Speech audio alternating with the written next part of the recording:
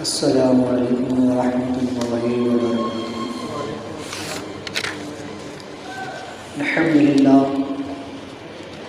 الحمد للہ نحمدہ ونستعینہ ونستغفرہ ونؤمن بہ ونعوذ باللہ من شرور انفسنا ومن سیئات اعمالنا، من یهده اللہ فلا مضل له ومن يضلله فلا هادي له، ونشهد أن لا إله إلا الله وحده لا شريك له، ونشهد أن سيدنا ومولانا محمدا عبده ورسوله، فقد قال الله تبارك وتعالى في القرآن المجيد والفرقان الحميد: اعوذ باللہ من الشیطان الرجیم، بسم اللہ الرحمن الرحیم۔ ولما بلغ اشدہ واستوى آتینہ حکما وعلما وکذلک نجزی المحسنین۔ صدق اللہ العظیم وبلغنا رسولہ النبی الامین المکین الکریم۔ لمن الشاہدین والشاکرین والحمد للہ رب العالمین۔ بادۂ توحید کے مت والو، شمع رسالت کے پروانوں، غوث و خواجہ کے چاہنے والوں، مصطفیٰ جان رحمت صلی اللہ تعالی علیہ وسلم کے پیارے دیوانوں، آئیے آواز و گفتگو سے قبل ہم اور آپ مل کر انتہائی خلوص و محبت کے ساتھ غمت خضرا کی جانب لو لگا کر حضور آقا نامدار مدینے کے تاجدار ہم غریبوں کی غم جناب رحمت مجتبی محمد مصطفیٰ علیہ تحیۃ و ثنا صلی اللہ تبارک و تعالی علیہ وسلم کی بارگاہ بے کس پناہ میں درود و سلام کا نذرانہ پیش کرے۔ اللہم صلی علی سیدنا مولانا محمد معادن الجود والکرم وآلہ واصحابہ وبارک وسلم۔ ایک مرتبہ اللہم صلی علی سیدنا مولانا محمد طب الدوائہ وعافیۃ الابدان وشفائہا ونور الابصار وضیائہ وآلہ وصحابہ دائما ابدا۔ رسول برکت کے لیے متبڑی اللہم صلی صلاۃ کاملہ وسلم سلاما تعما علی سیدنا محمد الذی تنحل بالعقد تنفرج به الكرب تقضى بالحوائج وينال بالغائب وحسن الخواتم ويستسقى الغمام بوجهه الكريم وعلى آله وأصحابه في كل لمحة ونفس بعدد كل معلوم لك يا الله يا الله يا الله۔ حضرات، حضرت سیدنا موسیٰ نبینا علیہ السلام کے ذکر خیر کے ضمن میں اس سے قبل ہم نے سماعت کیا کہ حضرت موسیٰ علیہ السلام کو اللہ تعالیٰ نے ان کی والدہ کی طرف واپس لوٹا دیا۔ موسیٰ علیہ السلام اپنی والدہ ہی کے یہاں پرورش پانے لگے۔ فرعون نے آپ کا وظیفہ نذرانہ بھی متعین کر دیا۔ اللہ تعالیٰ ارشاد فرماتا ہے: وَلَمَّا بَلَغَ أَشُدَّهُ وَاسْتَوَى آتَيْنَاهُ حُكْمًا وَعِلْمًا وَكَذَلِكَ نَجْزِي الْمُحْسِنِينَ۔ اور جب وہ اپنی جوانی کو پہنچا اور پورے زور پر آیا، ہم نے اسے حکم اور علم عطا فرمایا، اور نیکی والوں کو ہم ایسا ہی صلہ دیتے ہیں۔ ولما بلغ، یعنی کہ جب موسیٰ علیہ السلام بلوغ کو پہنچے، اشدہ، اپنی قوت کو، پوری قوت کے ساتھ، اس کو 18 سے 30 سال تک کے درمیان کی عمر کو کہا جاتا ہے۔ چونکہ یہاں پر ایک لفظ آگے اور آیا ہے وَاسْتَوَى، اور جب کہ ان کی عقل مکمل، یعنی کامل سے اکمل ہو گئی، یعنی عقل معتدل اور مکمل ہوئی، یعنی مکمل وہ 40 سال کے ہو گئے، تب فرمایا کہ یہاں ایک چیز پہلے بتا دوں کہ اللہ تعالیٰ نے حضرت سیدنا اسماعیل علیہ السلام کے بارے میں فرمایا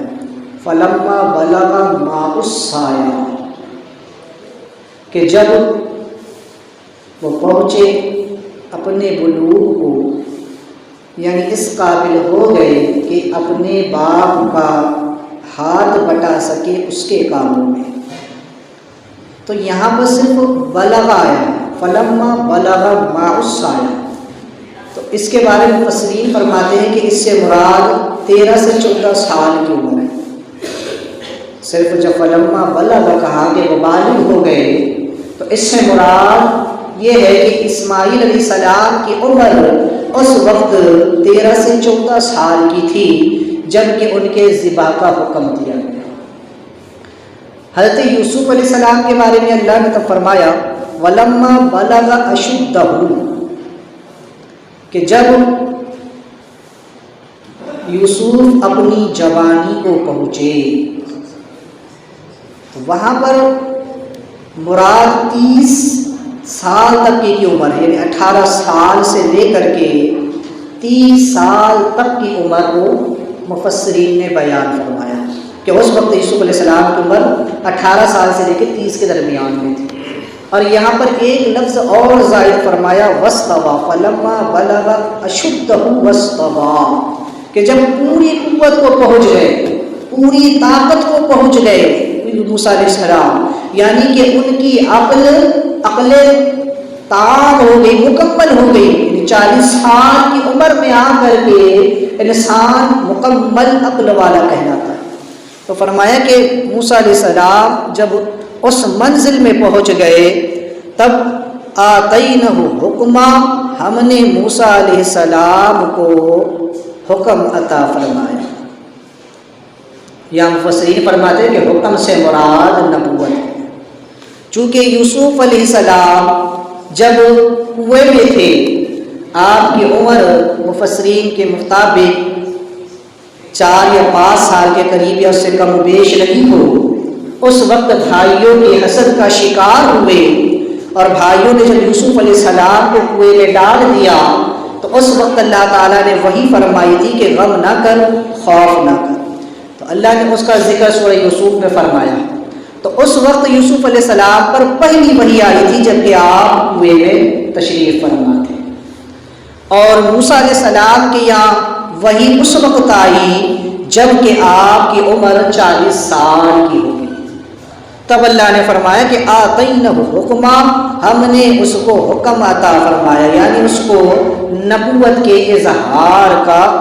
اعلان کا ہم نے جو ہے تو حکم دیا۔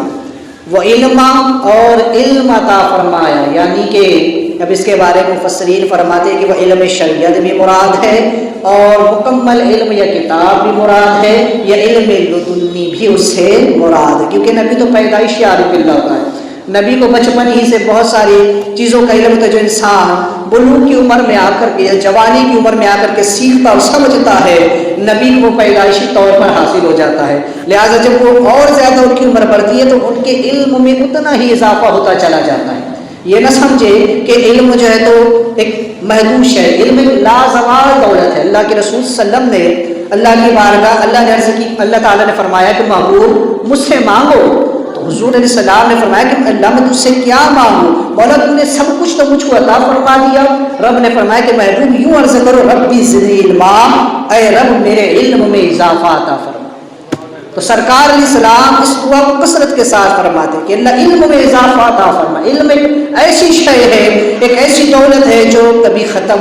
نہیں ہوتی، اور علم ہی کے سبب اللہ تعالیٰ بندوں کے درجات کو بلند فرماتا ہے۔ کوئی جاہل کبھی کسی مقام کو نہیں پہنچتا، اور کوئی جاہل کبھی ولی، غوث اور قطب نہیں بن سکتا۔ تو علم والوں ہی کی قدر ہے۔ اللہ نے فرمایا هل يستوي الذين يعلمون والذين لا يعلمون، کیا علم والے اور بغیر علم والے، کیا عالم اور جاہل برابر ہو سکتے ہیں؟ ہرگز نہیں ہو سکتے۔ تو لہٰذا اللہ تعالیٰ نے موسیٰ علیہ السلام کو حکم اور علم عطا فرمایا، یعنی نبوت کے اظہار کا بھی حکم دے دیا کہ آپ اپنی نبوت کا اعلان بھی کر دیں، اور مفسرین بعض نے فرمایا کہ علم سے مراد کتاب ہے، کہ اللہ نے آپ کو اس وقت کتاب بھی عطا فرمائی، یا یہ کہ آپ کو تبلیغ کے لیے جو علم درکار تھا وہ علم اللہ تعالیٰ نے آپ کو عطا فرمایا۔ اور علامہ کاشفی رحمۃ اللہ تعالی علیہ فرماتے کہ آپ نے نبوت کا ذکر فرمایا، حالانکہ آپ کو نبوت ہجرت کے بعد حاصل ہوئی، یعنی جب مدین سے مصر کی طرف لوٹے،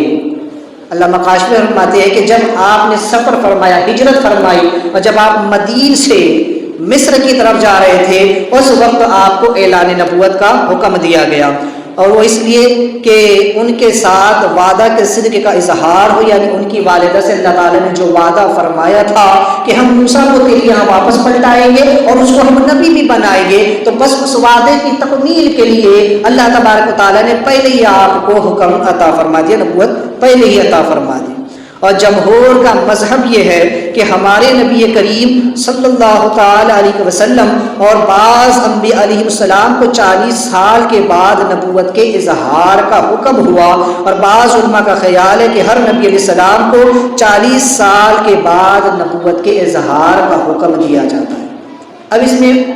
علماء کے مختلف اقوال ہیں۔ بعض کہتے ہیں کہ جب نبی کی عمر 40 سال ہوتی ہے جب ان کو نبوت کے اعلان کا حکم دیا جاتا ہے۔ بعض کے نزدیک یہ ہے کہ صرف ہمارے آقا کریم صلی اللہ علیہ وسلم اور کچھ انبیاء علیہ السلام کے ساتھ یہ بات ہے، دیگر انبیاء کے ساتھ یہ نہیں ہے، اس لیے کہ بعض علماء نے فرمایا کہ ہر نبی کے لیے 40 سال کی قید لگانا صحیح نہیں ہے، اس لیے کہ حضرت عیسیٰ علیہ السلام کو نبوت کے اعلان کا حکم 40 سال سے پہلے یعنی 45 سال کی عمر میں ہی دے دیا، اس سے پہلے ہی دے دیا گیا، اس لیے کہ جب آپ کی عمر 45 سال ہوئی اس وقت آپ کو آسمانوں پر اٹھا لیا گیا تھا۔ 35 سال کی عمر میں ہی آپ کو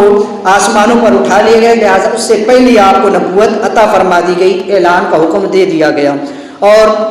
اسی طرح یوسف علیہ السلام کو 18 سال کی عمر میں ہی جو ہے تو اللہ تعالیٰ نے نبوت کے اعلان کا حکم دیا، جبکہ یحییٰ علیہ السلام کو اس وقت نبوت کے اظہار کا حکم ہوا جبکہ آپ نابالغ تھے، یعنی کہ آپ جو تو 14 سال 13 سال سے بھی کم عمر کے تھے، اور بعض کہتے ہیں کہ صرف 2 یا 3 سال کے تھے، اسی وقت آپ کو نبوت کے اعلان کا حکم دے دیا گیا، اس لیے کہ عیسیٰ علیہ السلام سے 1.5 سال پہلے آپ کو شہید کر دیا گیا تھا۔ اور خود عیسیٰ علیہ السلام کے بارے میں قرآن نے کہا کہ عیسیٰ علیہ السلام کو تو اس وقت نبوت دی گئی جبکہ آپ جھولے میں تھے، آپ پالنے میں تھے، بھی آپ دنیا میں تشریف لائے تو لوگوں نے آپ کی والدہ حضرت مریم پر اعتراض کرنا شروع کر دیا کہ مریم تیرے باپ دادا تو ایسے نہ تھے، پھر یہ بچہ تیرے یہاں کہاں سے آیا؟ لہٰذا آپ نے کہا کہ مجھ سے نہ پوچھو، اس بچے سے پوچھو۔ تو لوگوں نے کہا کہ یہ بچہ تو 1 دن کا ہے، یہ تو آج ہی پیدا ہوا ہے، بھلا یہ بچہ کیسے جواب دے گا؟ کہا اس سے پوچھو۔ اس وقت عیسیٰ علیہ السلام جھولے میں تھے، پالنے میں تھے، وہیں سے آپ نے فرمایا کہ لوگوں میں اللہ کا بندہ اور اس کا رسول ہوں، اور اللہ نے مجھ کو نبوت بھی عطا فرما دی اور مجھ کو کتاب بھی عطا فرما دی۔ تو عیسیٰ علیہ السلام تو جھولے میں ہے، اسی وقت سے اللہ تعالیٰ نے آپ کو نبوت کے اعلان کا حکم دے دیا۔ تو میں اس لیے یہاں ایک مسئلہ اچھی طرح سے سمجھ لے کہ نبی کو نبوت دنیا میں آ کر نہیں ملتی، نبوت محض اللہ کا فضل ہے، یہ نہ قصبی ہے نہ وہبی ہے، میں سے پہلے بتا چکا ہوں، یہ محض اللہ کا فضل ہے جو اللہ تعالیٰ نے عالم ارواح نے جسے چاہا اسے عطا فرما دیا۔ اب دنیا میں آ کر نبی کو نبوت کے اعلان کا حکم دیا جاتا ہے کہ کس عمر میں پہنچ کر کے انہیں اپنی نبوت کا اعلان کرنا ہے۔ اب جس کی عمر پہنچتی ہے، جس عمر کو وہ پہنچتے ہیں اور اللہ کی منشا ہوتی ہے، اللہ کی مرضی ہوتی ہے کہ اب یہ اپنی نبوت کا اظہار کر دے، تو اس وقت اس نبی کو کہا جاتا ہے کہ تم اپنی نبوت کا اظہار کر دو۔ آقا کریم صلی اللہ تعالی وسلم 40 سال تک اپنے اخلاق کریمانہ کو لوگوں کے سامنے پیش کرتے رہے۔ حضور کی وہ 40 سالہ زندگی جو لوگوں کے سامنے تھی وہ نبوی زندگی تھی، کوئی یہ نہ سمجھے کہ وہ 40 سال کی زندگی نبوی زندگی نہ تھی، اور اس 40 سال میں حضور معاذ اللہ نبی نہ تھے بلکہ نبی تھے، لیکن اظہار نبوت کا حکم نہ ملا تھا۔ جب عمر شریف 40 سال کو پہنچی اور سرکار غار حرا میں محو عبادت تھی، اس وقت جبریل امین پہلی وحی لے کر کے آئی، اقرأ باسم ربک الذی خلق، پڑھو اپنے رب کے نام سے جس نے انسان کو پیدا فرمایا۔ تو لہذا نبوت کے اعلان کا حکم انہیں دنیا میں آنے کے بعد دیا جاتا ہے، جبکہ نبوت عالم ارواح میں ہی اللہ نے ان کو عطا فرما دی۔ صاحب تفسیر البیان یہاں فرماتے ہیں کہ بعض اولیاء کرام ان کے بھی احوال کچھ ایسے ہی ہوتے ہیں کہ جو ولی جس نبی کے زیر قدم ہوتا ہے اس ولی کو اس عمر میں پہنچ کر اس کی ولایت کے اعلان کا حکم دے دیا جاتا ہے۔ لہٰذا یہ بات الگ ہے کہ انہیں اپنی ولایت کا علم ہوتا ہے، لیکن ولایت کا اظہار کرنا یہ اس عمر میں پہنچ کر کے ہوتا ہے۔ اللہ تعالیٰ ان کو اس عمر میں جب کہ رب چاہتا ہے اس عمر میں پہنچا کر پھر ان کی ولایت کا شہرہ اللہ تعالیٰ فرما دیتا ہے۔ جیسا کہ بعض حضرت سہیل عبداللہ تستری رحمۃ اللہ تعالیٰ علیہ کے بارے میں منقول ہے کہ آپ کو بچپن ہی میں مکاشفات و مشاہدات جو ہے تو عطا کر دیے گئے تھے، بچپن ہی میں، ابھی آپ کم سنی میں ہی تھے کہ اس وقت سے اللہ تعالیٰ نے آپ کو مکاشفات یعنی کہ کشف القلوب اور کشف الاحوال آپ کو عطا فرما دیے، اور اسی وقت سے آپ کو جو ہے تو اللہ تعالیٰ نے مشاہدات بھی یعنی کہ وہ چیزیں جو عام لوگوں کی نگاہوں سے پوشیدہ ہوتی ہے، جو غیب ہوتی ہے، وہ آپ بچپن ہی میں دیکھ لیا کرتے تھے۔ تو بعض اولیاء کرام وہ ہوتے ہیں، سرکار غوث پاک رضی اللہ تعالیٰ عنہ جو کہ تمام ولیوں کے سردار ہے، ان سے جب پوچھا گیا کہ آپ کو اپنی ولایت کا علم کب ہوا، تو فرماتے ہیں کہ جس وقت میں مکتب میں پڑھنے جاتا تھا، جب میں چھوٹا سا تھا اور مکتب میں پڑھنے جاتا، اس وقت جیسے ہی میں مکتب میں قدم رکھتا ایک آواز آتی، افسح ولی اللہ، اللہ کے ولی کے لیے جگہ کشادہ کرو۔ اس آواز کو میرے علاوہ میرے استاد اور میرے تمام ہم مکتب ساتھی سنا کرتے تھے۔ اس وقت سے مجھے علم تھا کہ میں اللہ کا دوست ہوں۔ البتہ جب آپ کی بعض مفسرین فرماتے کہ جب سرکار بغداد رضی اللہ تعالیٰ عنہ کی عمر شریف 40 سال کو پہنچی، تب اللہ نے حکم دیا کہ اب آپ اعلان کر دیجئے قدم حاضی علی رقبۃ کل ولی اللہ، کہ میرا یہ قدم تمام اولیاء اللہ کی گردنوں پر ہے۔ چونکہ آپ فرماتے ہیں سرکار غوث پاک کہ میں اس نبی کے زیر قدم ہوں جو تمام نبیوں کے سردار ہیں، تو حضور کے غوث پاک حضور کے زیر قدم ہے، اور حضور نے 40 سال کی عمر میں اپنی نبوت کا اعلان فرمایا کہ لوگوں میں اللہ کا نبی ہوں، میں اللہ کا رسول ہوں۔ سرکار نے فرمایا لا الہ الا اللہ انی رسول اللہ، اللہ کے سوا کوئی معبود نہیں، میں اللہ کا رسول ہوں۔ تو سرکار غوث پاک کی عمر جب 40 سال ہوئی تو مفسرین فرماتے کہ اللہ نے فرمایا کہ اے عبد القادر اب اعلان کرو قدم حاضی علی رقبۃ کل ولی اللہ، کہ تمام اولیاء اللہ کی گردنوں پر میرا قدم ہے۔ تو جو ولی جس نبی کے زیر قدم ہو اس کے ساتھ ویسا معاملہ ہوتا ہے۔ حضرت علی رضی اللہ تعالیٰ عنہ جو کہ ولیوں کے سردار ہیں، ان کو تو بچپن ہی سے اللہ نے ولایت عطا فرمائی۔ حضرت مولا علی کرم اللہ کریم بچپن میں سب سے پہلے حضور پر ایمان لائے، سب سے پہلے بچوں میں ایمان لانے والے حضرت سیدنا علی کرم اللہ کریم نے جب سرکار کو نماز پڑھتے دیکھا تو پوچھا کہ یہ کیا ہے؟ حضور نے فرمایا کہ یہ نماز ہے، اللہ کی عبادت کرتے ہیں۔ بچپن ہی سے آپ حضور پر ایمان لے آئے۔ حضرت سیدنا صدیق اکبر رضی اللہ تعالیٰ جو کہ مردوں میں سب سے پہلے ایمان لائے، جب بچپن میں اللہ نے بلایا تو آپ کو بچپن میں عطا فرمایا۔ آپ کے والد جب آپ کو لے کر کے بت کا دینے گئے اور کہا کہ یہ تمہارے خدا ہے، انہیں سجدہ کرو، انہیں جو ہے تو پوجو، ان کی بندگی کرو، تو صدیق اکبر کا جواب دیکھیں۔ صدیق اکبر کو اللہ نے کیسی فہم اور فراست عطا فرمائی اور کیسی دانائی عطا فرمائی کہ اس بچپن کے زمانے میں، بچپنی کے عالم میں آپ نے اس بت سے سوال کیا کہ میں ننگا ہوں، مجھے کپڑا پہناؤ، میں بھوکا ہوں، مجھے کھانا کھلاؤ،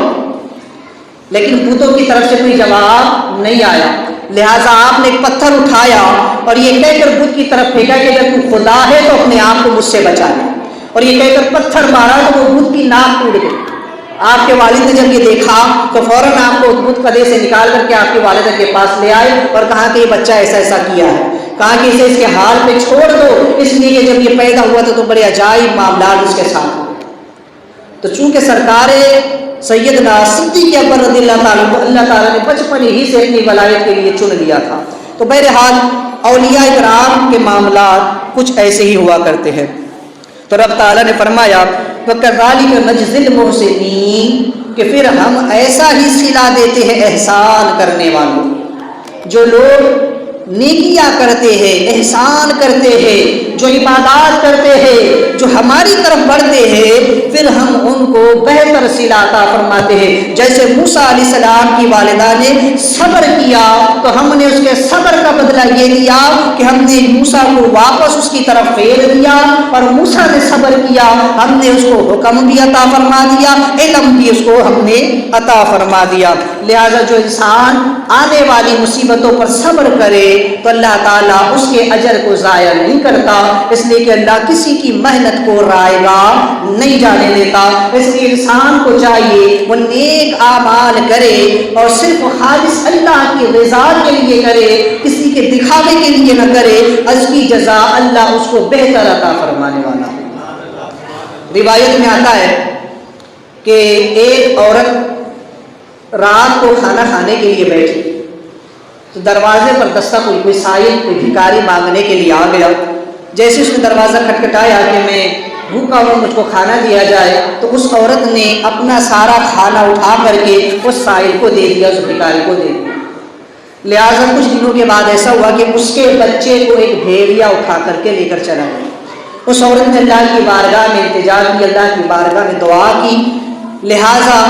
ایک شخص نے اس بھیڑیے کے سر کو قلم کیا اور اس کے بچے کو صحیح و سلامت لا کر کے اس عورت کے پاس پہنچا دیا۔ اس نے کہا کہ یہ اللہ کا فضل ہے، یہ اس نیکی کی برکت ہے جو اس روز اس سائل کو میں نے کھانا دی، اپنے منہ کا نوالا اس سائل کو دے دیا، آج اللہ نے بھیڑیے کے منہ سے میرے بچے کو نکال کر مجھے واپس کر دیا۔ تو اللہ تعالیٰ احسان کا بدلہ احسان سے عطا فرماتا ہے۔ حل جزاء الاحسان الا الاحسان، احسان کا بدلہ یہ ہے کہ احسان کیا جائے۔ کوئی اگر ہم پر احسان کرے تو ہمیں بھی چاہیے کہ ہم بڑھ کر اس پر احسان کریں۔ کوئی ہمارے ساتھ نیکی کرے تو ہمیں چاہیے کہ بڑھ کر اس کے ساتھ نیکی کرے۔ کوئی ہمارے ساتھ برائی کرے تو اس کا مطلب یہ نہیں کہ اس کے ساتھ برائی کرے، بلکہ اس کا جواب اس کو بھلائی کے ساتھ۔ کوئی ہمیں گالی دے تو بدلے میں اسے دعائیں دے دے، بدلے میں اسے معاف کر دے، کوئی ستائے اسے معاف کر دے، تو برائی کا بدلہ آپ بھلائی سے دیں، احسان ہے، اللہ آپ کو اس کا دوگنا اجر عطا فرمائے۔ کیونکہ اگلے نے احسان کیا، آپ نے احسان کیا، معاملہ برابر ہو گیا۔ لیکن کسی نے آپ کو تکلیف پہنچائی اور آپ نے معاف کر دیا، اس پر احسان کر دیا، تو یہ اللہ دوگنا اجر عطا فرماتا ہے کہ بندے سامنے والے نے تیرا برا چاہا لیکن تو نے اس کا بھلا چاہا، تو نے احسان کیا، تو اللہ تعالیٰ اس کو بہتر جزا اس کی عطا فرماتا ہے۔ یہاں پر ایک چیز یہ سمجھے کہ احسان کیا ہے۔ تصوف کی زبان میں اولیاء کرام یہ فرماتے کہ احسان دو طرح سے، ایک تو یہ کہ اپنے جسم پر احسان کرے اور ایک یہ کہ اپنی روح پر احسان کرے، اپنے نفس پر احسان کرے۔ اپنے جسم پر احسان کرنے سے کیا مراد؟ ہم ایک دوسرے پہ تو احسان کرتے ہی ہیں، لیکن سب سے پہلی ہماری اپنی ذات ہے جو ہم سے مطالبہ کرتی ہے کہ اس پر احسان کیا جائے۔ اس لیے کہ رب تعالیٰ نے فرمایا کہ اے لوگوں اپنے آپ کو اور اپنے اہل و عیال کو بچاؤ جہنم کی اس آگ سے جس کا ایندھن آدمی اور پتھر ہے۔ تو سب سے پہلے اپنی اصلاح کی جائے، اپنے آپ پر احسان کیا جائے۔ قرآن نے یہی کہا پہلے اپنے آپ کو بچاؤ اس جہنم کی آگ سے، پھر اپنے اہل و عیال کو بچاؤ اس جہنم کی آگ سے جس کا ایندھن آدمی اور پتھر ہے۔ لہٰذا پہلے اپنی اصلاح کی جائے، اپنے آپ کو سدھارا جائے، اپنے آپ کو سنوارا جائے۔ آقا کریم صلی اللہ علیہ وسلم 40 سال تک اپنے اخلاق کریمانہ کو پیش کرتے رہے، اپنی زندگی کو لوگوں کے سامنے رکھا، یہاں تک کہ جب سرکار نے اپنی ذات منوا لی تب اپنی بات کو لوگوں کے سامنے رکھا۔ اپنی ذات 40 سال تک کے رکھی، لوگوں نے ذات کو دیکھا پرکھا کہ یہ تو کبھی جھوٹ نہیں بولتے، کبھی دغا نہیں کرتے، کبھی غیبت نہیں کرتے، کبھی چغلی نہیں کرتے، کبھی وعدہ خلافی نہیں کرتے، کبھی غلط کام انہوں نے نہیں کیا، کوئی گناہ انہوں نے نہیں کیا، کوئی خطا انہوں نے نہیں کی، ان کا دامن ہر گناہ ہر عیب سے پاک ہے۔ جب لوگوں نے ذات کو مان لیا، یہاں تک کہ آقا کریم صلی اللہ علیہ وسلم بعض مفسرین فرماتے ہیں کہ سرکار جو ہے تو اس وقت پہاڑ پر چڑھ گئے اور کہا کہ لوگوں اگر میں تم سے یہ کہوں کہ اس پہاڑ کے پیچھے ایک لشکر ہے جو تم پر حملہ کرنے والا ہے، کہ مجھے یقین کرو گے؟ تو سب نے کہا تھا ہاں اے محمد ہم تمہارا یقین کریں گے، اس لیے کہ تم امین و صادق ہو، تم سچے ہو، ہم نے آج تک 40 سال ہو گئے تمہاری زبان سے جھوٹ نہیں سنا ہے۔ اس لیے ہم تمہاری بات پر یقین کریں گے کہ تم اگر جو کہو گے وہ سچ ہے۔ حضور نے فرمایا لوگوں سن لو، تمہیں اس سے بھی بڑی بات بتاتا ہوں، اور وہ بات یہ ہے کہ لا الہ الا اللہ انی رسول اللہ، کہ اللہ ایک ہے، وحدہ لا شریک ہے، اور میں اس کا رسول ہوں۔ یہ سب سے بڑی بات ہے، یہ سب سے بڑی سچائی ہے، دنیا کی سب سے بڑی سچائی کہ اللہ ایک ہے، وحدہ ہے، لا شریک ہے، کوئی اس کے جیسا نہیں ہے، کوئی اس کے برابر نہیں ہے، کوئی اس کے جوڑ کا نہیں ہے، اور میں اللہ کا رسول ہوں۔ تو سرکار نے پہلے اپنی ذات لوگوں کے سامنے رکھی، تب لوگوں نے حضور کی بات مانی کہ ہاں آپ جو کہہ رہے ہیں وہ سچ ہے۔ تو پہلے اپنی ذات کو سنوارے، اپنے آپ کو سنوارے۔ تو سب سے پہلا حق انسان کا احسان کرنے کا خود کی اپنی ذات ہے، کہ انسان اپنی ذات پر احسان کرے، اپنے جسم پر احسان کرے۔ کیا احسان کرے؟ احسان یہ کرے کہ اس جسم کو گناہوں سے بچائے، اس جسم کو شریعت کے خلاف عمل کرنے سے بچائے، اس پر احسان یہ کرے کہ اسے شیطان کے چنگل سے بچا کر، شیطان کے طریقوں سے بچا کر اسے شریعت کی پاسداری کروائے، اسے شریعت کی قید میں لائے، اسے شیطان کے شیطان کے ہیلے بہانوں سے نکال کر کے شریعت کی دائرے میں لا کر کے کھڑا کرے، تاکہ یہ جسم پر احسان ہو۔ جب یہ جسم سنتوں پر عامل ہو جائے، جب یہ جسم شریعت کا پابند ہو جائے، تو اس جسم پر یہ بہت بڑا احسان ہے، اس لیے کہ یہ قبر میں بھی گلنے، سڑنے اور جلنے سے بچ گیا، اور جہنم کی آگ سے بھی محفوظ ہو گیا۔ اس جسم کو حرام کھانے سے بچائے، اس لیے کہ آقا کریم صلی اللہ علیہ وسلم فرماتے ہیں کہ جو جسم حرام پر پلا ہوگا اس کا ٹھکانہ جہنم۔ اس جسم پر احسان کرے کہ اس میں حرام لقمہ جارے نہ پائے، ایک قطرہ حرام کا اس کے حلق کے نیچے نہ اترے، نہ شراب پیے، نہ کوئی حرام چیز کھائے، تاکہ جسم پر احسان ہو، تاکہ یہ جسم جہنم کی آگ میں جلنے سے محفوظ ہو جائے۔ یہ جسم پر احسان، اور روح پر احسان یہ ہے کہ اپنی روح کو، اپنے قلب کو ہر طرح کی خباثت اور ہر طرح کی گندگی اور برے اعمال اور عقائد سے بچا کر کے رکھے۔ برے عقائد جتنے بھی ہیں اور برے اعمال جتنے بھی ہیں ان سب سے اس کی حفاظت کریں۔ روح کو، آج ہماری روح ذائقے دو طرح کے ہوتے ہیں، ایک جسم کا ذائقہ ہوتا ہے، زبان کا، جو ہم کھا کر محسوس کرتے ہیں، اور روح کا جو ذائقہ ہوتا ہے تو یہ بھی ایک ذائقہ ہوتا ہے۔ آج ہمیں اس کا ذائقہ اس لیے نہیں آتا کیونکہ ہم گناہوں میں مبتلا ہیں، اس لیے آج ہماری روح گناہوں کے ذائقے کی عادی ہو چکی ہے۔ جب تک انسان گناہ نہ کر لے اس کی روح کو تسلی نہیں ہوتی، لہذا اپنی روح کو گناہوں سے پاک و صاف رکھے۔ ہر طریقے کے بغض، حسد، غرور، گھمنڈ، بد نظری، بد خیالی، بد اعتقادی، بد عملی اور ہر وہ برائی جو نفس میں جنم لیتی ہے اس سے روح کو پاک کرے، اور پھر اسے عبادت کی لذت چکھائے، اسے عبادت کا ذائقہ چکھائے۔ جیسے آج ہم نفیس قسم کے کھانے کھاتے ہیں، ایک سے ایک قسم کے کھانے کھاتے تو اس کا ذائقہ ہماری زبان پر محسوس ہوتا ہے، اسی طرح انسان جب نیک کام کرتا ہے، جب وہ نماز پڑھتا ہے، اعمال حسنات کرتا ہے تو روح اس کے ذائقے کو محسوس کرتی ہے۔ اسی لیے اس کی روح پھر جب نیکیوں کی عادی ہو جاتی ہے تو پھر انسان کو عبادت کرنے میں مزہ آتا ہے۔ جیسے آج ہمیں گناہ کرنے میں مزہ آتا ہے، اس لیے کہ آج ہم نے اپنی نفس کو، اپنی روح کو، اپنے قلب کو گناہوں کا اتنا عادی بنا دیا ہے کہ اسے گناہوں میں لذت محسوس ہوتی ہے۔ اس لیے اس روح پر احسان کرے کہ اسے اس گندگی سے نکالے، اور جو ہے تو اسے پاکیزہ ماحول دے، اسے عبادات کا ماحول دے، تاکہ یہ روح عبادتوں کی لذت کو محسوس کر سکے۔ تو سب سے پہلا حق اپنی ذات کا ہے، اپنے جسم اور اپنی روح کا ہے کہ اس پر احسان کرے۔ روایت میں ہے کہ ایک عورت بڑی مہمان نواز تھی، لہذا ایک دن اس کے یہاں کچھ مہمان حاضر ہو گئے۔ اس دن اتفاق سے اس کے گھر کھلانے پلانے کے لیے کوئی سامان موجود نہ تھا۔ اس کی ایک ہی بکری تھی جس پر اس کا گزارا ہوتا تھا۔ اسی بکری کے دودھ سے وہ اپنا پیٹ بھر لیا کرتی تھی۔ اب مہمان آ گئے تو کیا کریں، لہٰذا اس عورت نے اسی بکری کو ذبح کیا اور اسے تیار کر کے پکا کر کے مہمانوں کے سامنے رکھ دیا۔ لہٰذا مہمانوں نے کھانا کھایا، دعائیں دی اور چل دیے۔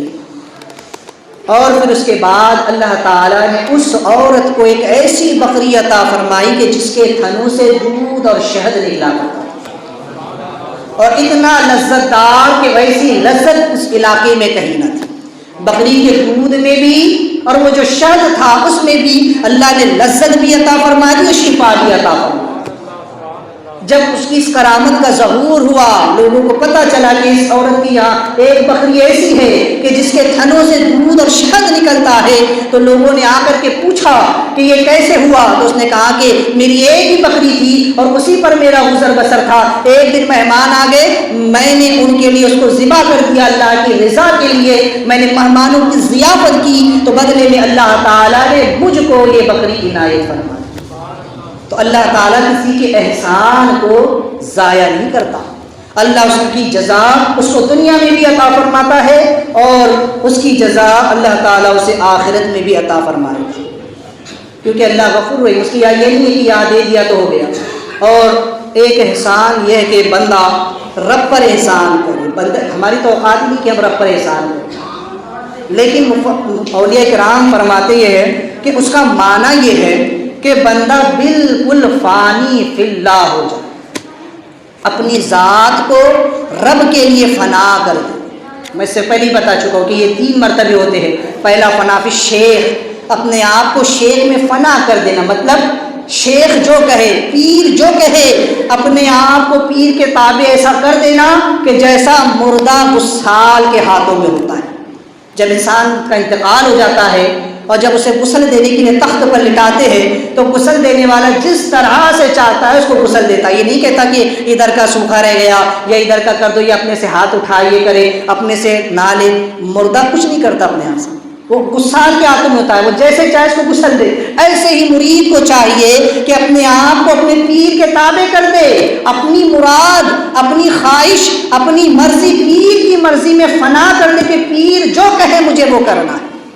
تو پھر یہ مرتبہ فنا فی شیخ کا ہوتا ہے، اور پھر پیر اس کو اس مقام تک لے جاتا ہے کہ وہ رسول تک پہنچتا ہے۔ اور پھر دوسرا مرحلہ آتا ہے فنا فی رسول کا، کہ پھر ہر وقت وہ رسول کو جلوہ گر دیکھتا ہے اور اپنی ذات کو رسول کے لیے فنا کر دیتا ہے، اور پھر اپنے ہر کام کو اور اپنے ہر ارادے کو حضور کے ارادے پر فنا کر دیتا ہے۔ پھر جو حضور کہتے ہیں وہ کرتا ہے، اور پھر یہاں تک کہ جب اسے یہ معرفت نصیب ہوتی ہے تو پھر تیسرا مرحلہ، آخری مرحلہ آتا ہے فنا فی اللہ، کہ بندہ اپنے آپ کو رب میں فنا کر دے، اپنے آپ کو رب کے لیے بالکل وقف کر دے، وہ رب کا ایسا عابد و زاہد ہو جائے کہ پھر رب کی مرضی کے بغیر اس کا ایک قدم بھی نہ اٹھے۔ سرکار بغداد فرماتے ہیں خدا کی قسم مجھ سے رب تعالیٰ 70 بار فرماتا ہے عبد القادر تجھے میرے عزت و جلال کی قسم تو کھا جب میں کھاتا ہوں، اے عبد القادر تجھے میرے عزت و جلال کی قسم تو پی تب جا کر میں پیتا ہوں۔ رب فرماتا ہے کہ عبد القادر تجھے میری قسم تو اچھا لباس پہن تب جا کر میں نیا لباس پہنتا ہوں۔ اپنے آپ کو رب میں ایسے فنا کر دینا، فنا فی اللہ ہو جانا کہ پھر رب جب کہے وہ کرنا، اس کا کوئی قدم اور اس کا کوئی ارادہ پھر رب کے ارادے کے خلاف نہیں ہوتا بلکہ رب کی مرضی کے موافق ہوتا ہے۔ تو پھر رب تعالیٰ اس پر احسان کرتا ہے جب بندہ اپنے آپ کو رب میں فنا کر دے اس طرح سے کہ اس کی مرضی خدا کی مرضی ہو جائے، کہ کتنی بڑی مصیبت بھی آ جائے تو یہ ہنس کر کہتا ہے کہ میرا رب میرے ساتھ ہے، رب کو منظور ہے مجھے بھی یہ تکلیف گوارا ہے، وہ ہنس کر ٹال دیتا ہے اور وہ رب کا شکر ادا کرتا ہے، وہ صابر رہتا ہے، تو رب تعالیٰ پھر اس پر احسان کرتا ہے کہ اسے باقی باللہ بنا دیتا ہے۔ اللہ اسے ایسی بقا عطا فرماتا ہے اور ایسی حیات عطا فرماتا ہے کہ پھر کہتا ہے وَلَا تَقُولُوا لِمَن يُقْتَلُ فِي سَبِيلِ اللَّهِ أَمْوَاتٌ بَلْ أَحْيَاءٌ وَلَٰكِن لَّا تَشْعُرُونَ، کہ وہ لوگ جنہوں نے اپنے آپ کو، اس کا ایک ظاہری ترجمہ تو یہ ہے کہ وہ جنہوں نے اللہ کی راہ میں جو قتل کیے گئے، شہید کیے گئے، انہیں مردہ مت کہو۔ اور مفسرین جو تو اولیاء اللہ کے نزدیک اس آیت کا ترجمہ یہ ہے کہ وہ لوگ جنہوں نے اپنے نفسوں کو اللہ کی راہ میں قتل کر دیا، شہید کر دیا، اور وہ اپنے نفس سے زندہ نہ رہے بلکہ رب کی مرضی سے زندہ ہے، تو پھر اللہ انہیں ایسی زندگی عطا فرماتا ہے کہ تم اس کا تصور بھی نہیں کر سکتے۔ تو ایک ہوتی ہے جسم کی موت اور ایک ہوتی ہے نفس کی موت۔ تو جب نفس کی موت ہو جائے اور پھر اس کے ساتھ جسم کی موت ہو جائے تو اللہ تعالیٰ ایسی حیات جاویدانی اس کو عطا فرماتا ہے کہ لوگ اس کا تصور بھی نہیں کر سکتے۔ نفس کی موت یہ ہے کہ اپنے نفس کو اتنا مغلوب کر دینا کہ پھر نفس کی کوئی بات نہ مانی جائے۔ نفس امارہ جو ہے یہ برائی کی طرف لے کر کے جاتا ہے، اس کو جو ہے تو تبدیل کرے نفس ملہمہ میں، اور پھر اس کے بعد جو ہے تو نفس لوامہ ملہمہ اور مطمئنہ اس کو بنا دے۔ جب نفس مطمئنہ بن جائے تو پھر یہ نفس ایسا ہوتا ہے، یہ ایسی زندگی ہوتی ہے کہ جب اس نفس کو موت آتی ہے، کل نفس ذائقۃ الموت، جب یہ نفس موت کا مزہ چکھتا ہے تو رب تعالیٰ کی طرف سے فرشتے اعلان کرتے ہیں کہ یا ایتھا النفس المطمئنہ ارجعی الی ربک راضیۃ مرضیہ فادخلی فی عبادی وادخلی جنتی، کہ اے اطمینان والے نفس، اے نفس مطمئنہ، اے وہ نفس کہ جو خدا کی مرضی میں فنا ہو چکا ہے، اے وہ نفس کہ جس نے گناہ نہیں کیا، جس نے رب کے لیے سب کچھ چھوڑ دیا ہے، تو رب کی طرف پلٹ، اپنے رب کے پاس چل، اپنے رب سے ملاقات کر اس حال میں کہ تیرا رب تجھ سے راضی ہو چکا ہے، اور رب فرماتا ہے کہ میرے مخلص بندوں میں داخل ہو اور جنت میں چلا جائے۔ تو یہ ہے نفس کی موت، کہ انسان اپنے نفس کو فنا کرے، یعنی کہ اپنی نفسانی خواہشات کو ختم کر دے اور رب کی مراد سے، رب کی مرضی سے زندہ رہے۔ تو پھر جب جسم کی موت ہوتی ہے، جب یہ جسم اس دنیا سے روح نکلتی ہے تو پھر یہ دوسری موت ہوتی ہے جس پر اس کا جسم بھی قبر میں سلامت رہتا ہے، اور جس کے نفس کو پہلے ہی کوڑ لگ جائے، جس کے نفس کو بدعقیدگی کی بیماری لگ جائے، جس کے نفس کو بدعملی اور گناہوں کی بیماری لگ جائے، وہ نفس سڑتا ہے اور ویسا جسم بھی قبر میں جا کر گل اور سڑ جاتا ہے۔ تو اس لیے اپنی ذات پر سب سے پہلا احسان کرے کہ اپنی ذات، اپنے جسم اور اپنی روح کی اصلاح کرے، اس پر احسان کرے۔ بہرحال تو بات ضمناً بہت دور چلی آئی۔ رب تعالیٰ نے فرمایا کہ پھر ہم نے موسیٰ علیہ السلام کو جب وہ بلوغ کی عمر کو پہنچے، 40 سال کی عمر کو پہنچے، ہم نے انہیں نبوت بھی عطا فرمائی، علم بھی عطا فرمایا، اور ہم ایسا ہی بہتر صلہ دیتے ہیں احسان کرنے والوں کو۔ وَدَخَلَ الْمَدِينَةَ عَلَىٰ حِينِ غَفْلَةٍ مِّنْ أَهْلِهَا، اور جب وہ داخل ہوا اس شہر میں جب کہ وہاں کے لوگ غفلت میں سو رہے تھے۔ تو صاحب تفسیر البیان فرماتے ہیں کہ حضرت موسیٰ علیہ السلام فرعون کے شاہی محل سے باہر تشریف لا کر شہر میں داخل ہوئے، اور فرعون کا شاہی محل شہر کے ایک کونے پر تھا۔ چنانچہ بعض علماء نے فرمایا کہ یہ شہر خود حضرت موسیٰ علیہ السلام کے ہم زمان فرعون نے تعمیر کیا تھا، جس میں وہ خود رہتا تھا، اور اس کے اندر پانی کی نہریں جاری ہوتی تھی، اور اس کا تخت شاہی اسی پر تھا، یعنی اس کے تخت کے نیچے سے نہر ہو کر کے نکلتی تھی، جیسے آج تاج محل ہے کہ اس کے نیچے سے جمنا کی جو ہے تو نہر ہو کر کے نکلتی ہے، ایسے ہی فرعون نے بنایا ہوا تھا۔ اور یہ دریائے نیل سے 12 غربی جانب تھا، یعنی وہ پرانے شہر میں واقع تھا، اور طوفان نوح علیہ السلام کے بعد ملک مصر میں سب سے پہلے یہی شہر تعمیر کیا گیا تھا۔ حضرت ابن عباس رضی اللہ تعالیٰ فرماتے ہیں کہ حضرت موسیٰ علیہ السلام دوپہر کے وقت میں، جبکہ قیلولہ کا وقت ہوتا ہے کہ لوگ کھانا کھا کر کے آرام کرتے ہیں، تھوڑی دیر سوتے ہیں، لیٹتے ہیں، تو اس وقت میں حضرت موسیٰ علیہ السلام جو ہے تو شہر میں داخل ہوئے جبکہ لوگ غفلت کی نیند سو رہے تھے۔ اب سوال یہ ہے کہ موسیٰ علیہ السلام ایسے وقت میں کیوں داخل ہوئے جبکہ لوگ غفلت کی نیند سو رہے تھے؟ لہٰذا اس کے متعلق بہت ساری تفاسیر آئی ہوئی ہے۔ کہ موسیٰ علیہ السلام پوشیدہ طور پر کیوں اس شہر میں داخل ہوئے۔ اس کی بہت سی مختلف وجہ بیان کی گئی، تاہم زیادہ صحیح وجہ یہ معلوم ہوتی ہے کہ موسیٰ علیہ السلام کو روز اول ہی سے اپنی والدہ کے پاس رہنے اور ان کی باتیں سننے کا موقع مل گیا تھا۔ وہ ساری صورتحال سے اچھی طرح واقف تھے کہ کس طریقے سے ان کے آبا و اجداد کی زندگی گزری، ان میں انبیاء، صلحاء اور نیک لوگ گزرے، اور اس وقت فرعون جو ہے وہ تخت پر بیٹھا ہوا ہے اور اپنی خدائی کا دعویٰ کر رہا ہے، لوگوں سے اپنے لیے سجدے کروا رہا ہے، اپنی پرستش اور بندگی کروا رہا ہے، اپنے نام کے بت بنا کر جگہ جگہ رکھ دیے ہیں کہ اس کی بندگی کرو اور اس کی پوجا کرو۔ لہٰذا آپ کا موحد ذہن جو ہے، آپ کا ایمان والا ذہن جو ہے، اس شرک صریح کو ہرگز برداشت نہ کر سکا۔ لہٰذا آپ کے پرجلال مزاج نے فرعون کو اس کی اس ناشائستہ حرکت پر بہت ٹوکا۔ آپ نے اسے بارہا منع فرمایا، یہاں تک کہ فرعون اور فرعونیوں کی گمراہیوں کا رد کرنا آپ نے علی الاعلان شروع کر دیا، اور یہاں تک کہ بنی اسرائیل آپ کی باتوں کو سن کر آپ پر جو تو اس پر عمل کرنے لگے، آپ کی باتوں کو سن کر اس کو ماننے لگے، جبکہ فرعون اور اس کے درباری آپ کے مخالف ہو گئے۔ یہاں تک کہ بات قطع تعلق تک پہنچ گئی، اس لیے کہ آپ بھرے دربار میں فرعون کو دعوے خدائی سے ٹوک چکے تھے کہ تو خدا نہیں ہے، اس دعوے سے باز آ جا۔ لہٰذا یہ بات اس کو بڑی سخت ناگوار گزری، اور اسی وقت سے یہ قرار پا چکا تھا کہ موسیٰ مجرم ہے، لہٰذا آپ کے قتل کا حکم نکال دیا گیا۔ اس لیے موسیٰ علیہ السلام کچھ دنوں کے لیے روپوش ہو گئے اور شہر میں کسی ایسی جگہ پر جا آپ چھپ گئے کہ جہاں لوگ آپ کو تلاش نہ کر سکیں۔ اور ابن اسحاق نے کہا کہ یہ اس وقت کی بات ہے کہ جب آپ نے فرعون کے ساتھ اپنے اختلاف کو ظاہر فرما دیا اور بتوں کی مذمت کی اور فرعون اور اس کی بندگی کی مذمت آپ نے کی، تو لہٰذا اس کا شدید رد عمل ہوا اور آپ کو مجرم ٹھہرا دیا گیا۔ اس لیے آپ روپوش ہو گئے کچھ دنوں کے۔ تو چونکہ موسیٰ علیہ السلام فرعون کے گھر میں پروان چڑھے، آپ کی والدہ 2 سال یا 2.5 سال کی عمر میں آپ کو فرعون کے یہاں چھوڑ کر چلی گئی۔ وہاں سے جوانی تک موسیٰ علیہ السلام کی پرورش فرعون کے گھر ہوتی رہی۔ فرعون نے اور اس کی بیوی نے کوئی کسر باقی نہ چھوڑی کہ موسیٰ علیہ السلام کی پرورش میں کوئی کمی رہ جائے۔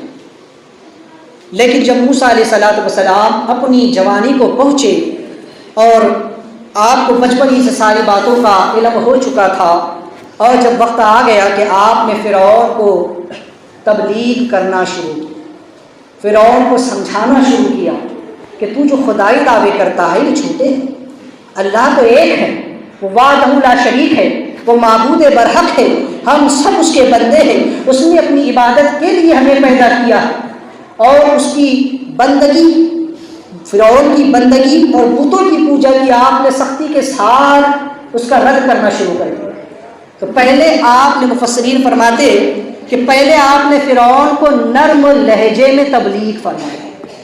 پہلے آپ نے اس کو محبت کے ساتھ، حکمت کے ساتھ بارہا اس کو سمجھایا، لیکن جب اس کی سمجھ میں نہ آیا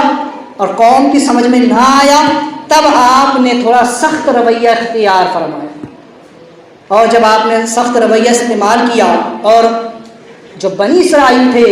انہوں نے آپ کی تعلیمات کو قبول کیا، آپ ان لوگوں کو اچھی باتیں سکھاتے، وہ لوگ اس پر عمل کرنے لگے، تو فرعون کو پھر یہ بات بڑی ناگوار گزری۔ اب کھل کر اختلاف ہو گیا،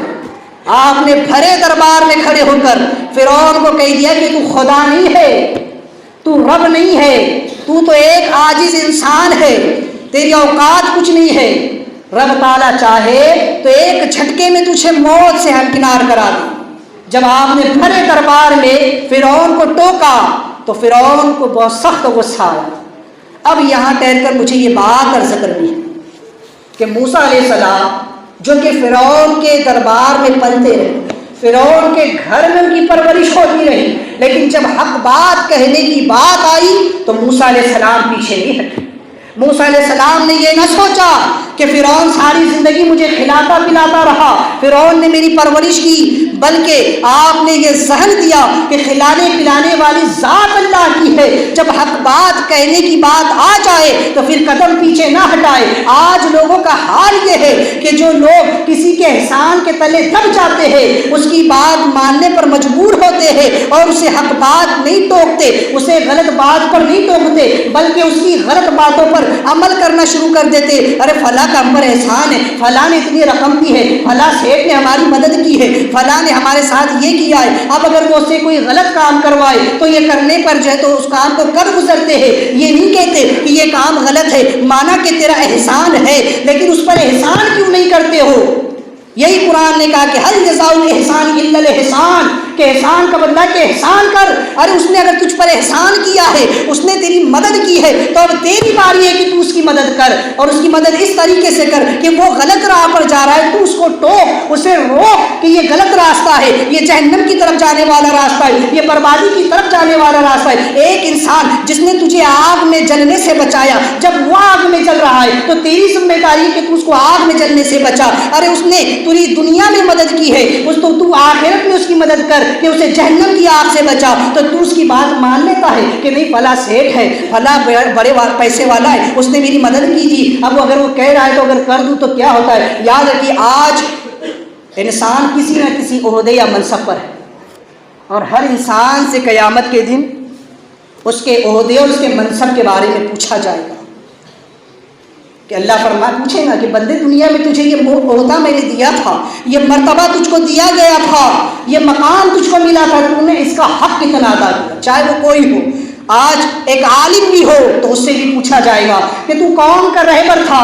تو نے قوم کا کیا حق ادا کیا، تو نے قوم کو برائی سے روکا کہ نہیں روکا، تو نے قوم کو گمراہی سے روکنا کیا کہ نہیں کیا، قوم کو بری عادتوں سے، بری خصلتوں سے اور گناہوں سے باز رکھا کہ نہیں رکھا. تو نے اپنی تبلیغ کے ذریعے، اپنی تقاریر کے ذریعے، اپنے اقوال و افعال کے ذریعے تو نے قوم کو کیا پیغام دیا. ایک عالم سے بھی پوچھا جائے گا، اور اسی طرح ہر عہدیدار سے پوچھا جائے گا، ہر بڑے سیٹ سے بھی پوچھا جائے گا. رب پوچھے گا بندے تجھ کو دولت دی تھی، تجھ کو قوم کا سربراہ بنایا تھا، تجھ کو قوم کا لیڈر بنایا تھا، تو نے قوم کے لیے کیا کیا. تجھے دولت دی تھی، تو نے کتنے غریبوں کا حق ادا کیا، تو نے کتنی زکاتیں ادا کی، تو نے کتنے صدقات و خیرات دیے، اپنے پڑوسیوں کا، اپنے ہمسایوں کا اور دوسروں کا اور رشتہ داروں کا اور لوگوں کا تو نے کتنا حق ادا کیا. ایک لیڈر سے پوچھا جائے گا تجھے قوم کی ذمہ داری تیرے سپرد کی گئی تھی، تو نے کیا حق ادا کیا. آج لوگ پارلیمنٹ، آج لوگ جو ہے تو ممبر بنتے ہیں، تو ممبر بننے کے بعد پہلے تو لوگوں سے ووٹ وصولنے کے لیے اچھے اچھے خواب دکھائے جاتے ہیں. میں کسی کو طنز نہیں کر رہا ہوں، میرا اشارہ کسی خاص شخص کی طرف نہیں ہے، ایک ضمناً بات میں عرض کر رہا ہوں. یہ ہر انسان کے لیے،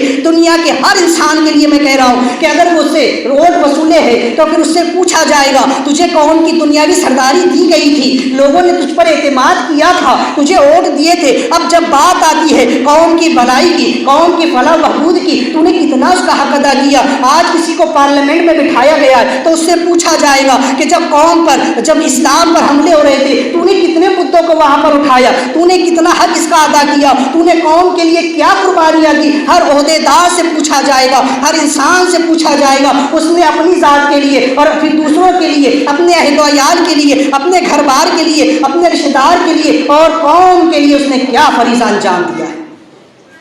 حق بات جب کہنے کی آتی ہے تو لوگوں کے پاؤں پارلیمنٹ میں کانپ جاتے ہیں، ممبری میں کانپ جاتے ہیں، بڑے بڑے سیٹوں کے سامنے حق بات کہنے سے لوگ ڈر جاتے ہیں. ایک عالم سے بھی پوچھو گی کہ تو کسی سے ڈر رہا تھا، کسی سے دبا تھا کہ تو حق بات کہنے سے رکا رہا، اس کی بھی پوچھو گی. تو کسی کو بھی چاہیے، ہر انسان کو چاہیے. آقا کریم صلی اللہ علیہ وسلم فرماتے ہیں کہ سب سے بڑا جہاد یہ ہے کہ ظالم و جابر کے سامنے حق بات کہہ دینا. مجدد الفسانی رحمۃ اللہ تعالی علیہ، اکبر نے جب دین الہی کا فتنہ اٹھایا تو اس کے بھرے دربار میں آپ نے اس کا رد کیا اور کہا کہ یہ دین جو تو لے کر کے آیا ہے یہ گمراہی کا مجموعہ ہے. دین تو صرف وہ ہے جسے محمد عربی صلی اللہ علیہ وسلم لے کر کے آئے ہیں. ان الدین عند اللہ الاسلام، بے شک اللہ کے نزدیک دین صرف اسلام. یہ جو تم مخلوط دین لے کر کے آیا یہ دین نہیں چلے گا. آپ پر اکبر نے کئی طریقے کے ظلم و ستم کیے، آپ کو قید کروایا، آپ کو کئی دنوں تک بھوکا اور پیاسا رکھا گیا. امام احمد بن حنبل پر کئی جو ہے تو ظلم و ستم ڈھائے گئے، وقت کا خلیفہ تھا، اس نے اعلان کر دیا کہ قرآن مخلوق ہے۔ آپ نے کہا قرآن مخلوق نہیں ہے، یہ اللہ کا کلام ہے، اللہ کی صفت ہے، یہ اللہ کی مخلوق نہیں ہے۔ اس نے کہا میری بات نہیں مانتے، ان کو کوڑے مارے جائے۔ امام احمد بن حنبل کو اتنے کوڑے مارے گئے کہ اللہ اکبر، آپ کا تہبند کھل گیا۔ تو جب غیب سے دو ہاتھ نمودار ہوئے اور انہوں نے آپ کے تہبند کو باندھا، آپ کی اس کرامت کو دیکھ کر آپ کو چھوڑا گیا۔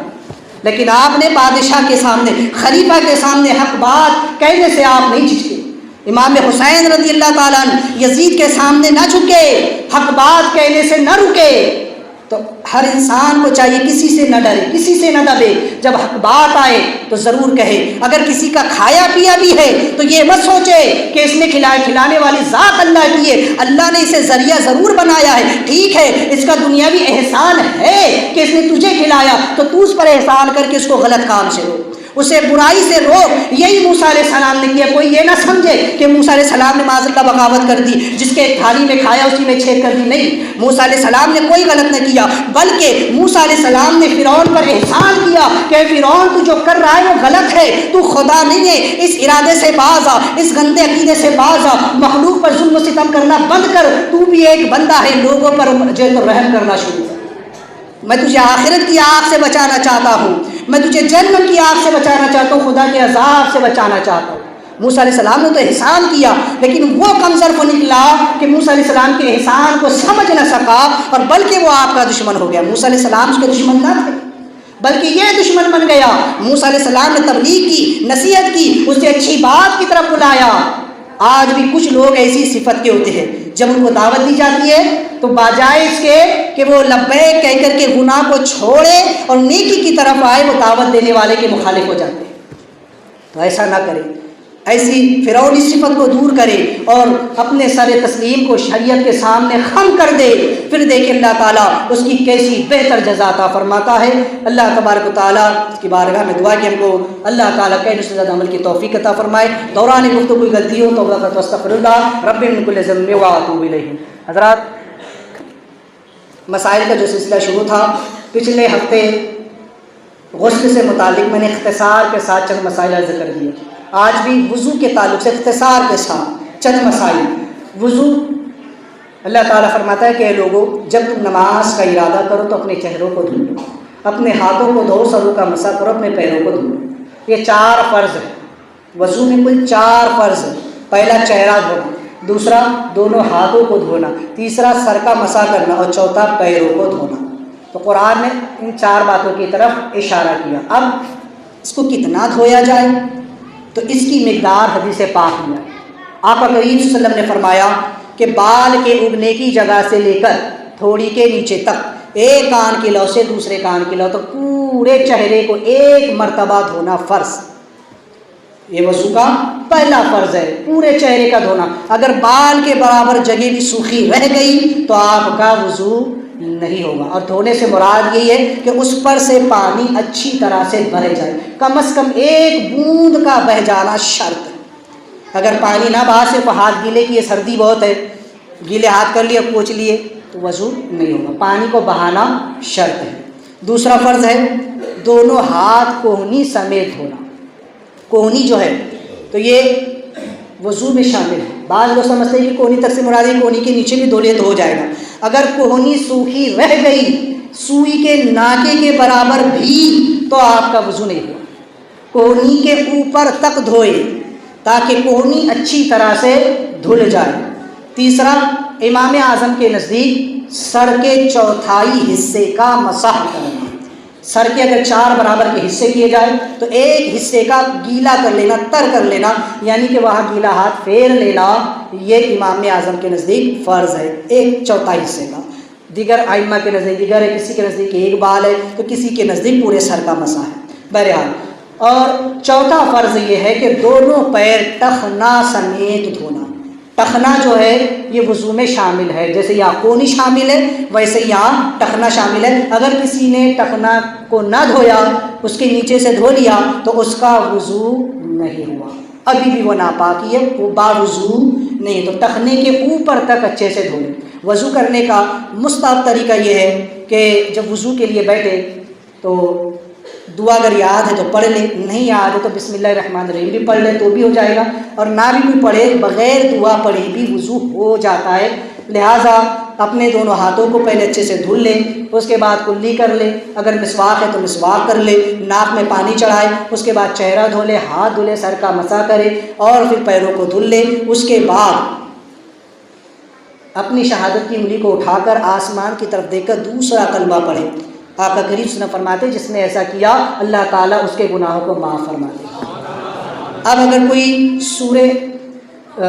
انا انزلنا پڑھ لے، آیت الکرسی بھی اس کے بعد پڑھ لے، تو جتنا زیادہ پڑھے گا اللہ تعالیٰ اس کا اتنا زیادہ اس کو اجر و ثواب عطا فرماتا جائے گا۔ تو لہٰذا جب وضو کر لیں، اب خاص کر کے اگر ہم مسجد میں وضو کر رہے ہیں تو وضو کرنے کے بعد وضو کے پانی کو وضو خانے پر خشک کر لیں۔ خشک کرنے سے مراد یہ ہے کہ اتنا پوچھ لے کہ پانی نہ ٹپکے۔ اگر وضو کرنے کے بعد کسی نے بدن کو ایک دم گھسڑ کے پوچھا تو یہ منع کیا گیا، مکروہ ہے۔ اتنی طاقت سے نہ پوچھے کہ پورا وضو اسی وقت سوکھ جائے، بلکہ اتنا پوچھ لے کہ صرف پانی ٹپکنے سے رہ جائے، کیونکہ آقا کریم صلی اللہ علیہ وسلم فرماتے ہیں کہ قیامت کے دن میزان عمل پر لوگوں کی وضو کی تری کو تولا جائے گا جو سب پر بھاری ہو جائے، یعنی وضو کرنے کے بعد جو اعضاء گیلے رہتے ہیں تو یہ جو تری ہے پانی کی، یہ پانی کی تری کل قیامت کے دن میزان عمل پر تولی جائے گی، اس کا بھی اجر و ثواب ہوگا۔ تو لہٰذا اتنی شدت کے ساتھ بھی نہ پہنچے، اور ایسا بھی نہ کہ بس گیلا، بہت سے لوگ ہوتے ہیں کہ وضو کرے کہ فوراً جماعت کے لیے بھاگ کر مسجد میں آ جاتے ہیں۔ تو یاد رکھیے حدود مسجد میں جس جگہ نماز پڑھی جاتی ہے وضو کے پانی کا ایک قطرہ بھی گرانا حرام، کیونکہ یہ پانی مائع مستعمل ہے اور اس سے گناہ جھڑتے ہیں۔ تو آ رہے ہیں عبادت کرنے کے لیے اور گناہ مول لے کر کے جا رہے ہیں، تو ایسا نہ کریں، وضو خانے پر اچھی طریقے سے صاف کر لیں۔ اب رہا سوال کہ وضو کن باتوں سے ٹوٹا، انشاءاللہ اس کو آئندہ میں عرض کر دوں گا۔ استغفر اللہ ربی من کل ذنب و اتوب الیہ۔